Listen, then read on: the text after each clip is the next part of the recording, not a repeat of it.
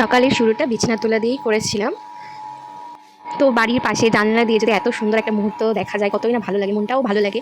তো বাড়ির পাশেই কিন্তু আমাদের রাধাকৃষ্ণ মন্দিরটা।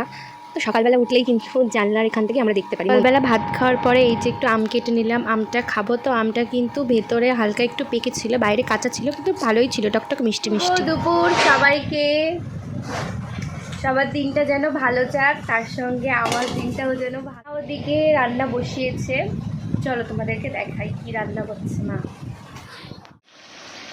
তো মা এই যে চিকেন রান্না করছে, চিকেন কষাতে দিয়েছে, আর এদিকে ভাত বসিয়ে। এদিকে মায়ের রান্নাটাও কমপ্লিট হয়ে গেছে আর আমিও খেতে বসে গেছি। তো এগুলো হচ্ছে চুনো মাছ ভাজা, আর এই যে সঙ্গে লাল লাল চিকেনের একটা ঝোল। তো মাংস খাবো আর লেগ পিস না খেলে আমার তো ভালোই লাগে না, লেগ পিস খেতে বেশ ভালোই লাগে। তো তারপরে এই যে একটা হাজমোলা খেয়ে নিচ্ছিলাম। তো তার মধ্যে সবথেকে বড় কাজ হলো রোজ দুপুরবেলা মেডিসিন খাওয়া।